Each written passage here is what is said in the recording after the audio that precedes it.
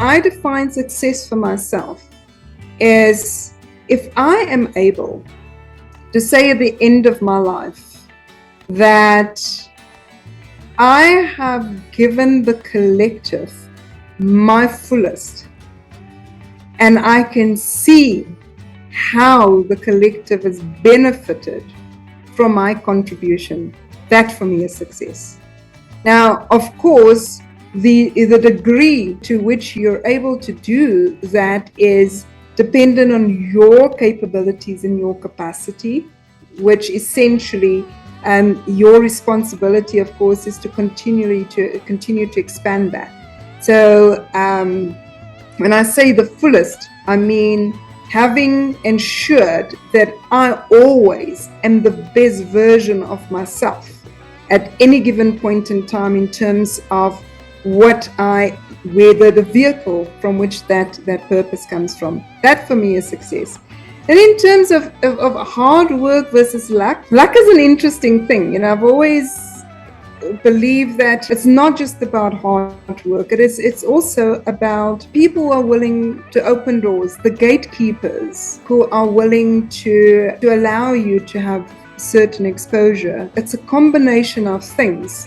But you can take it in the racial context, for example. So if I look at the South African context, it doesn't matter how hard I work, I'm working against the odds that my race and my gender brings with it. But it's not just about hard work. For me, smart work is not just about using technology, for example, to move faster. It is about what I mentioned earlier on, thinking clearly about the ripple effects of your actions and your decisions. That for me is smart.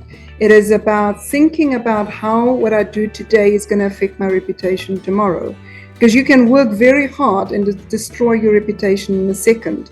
And no amount of hard work is then going to be able to get you back to the level where you would have been if you didn't have that reputational damage.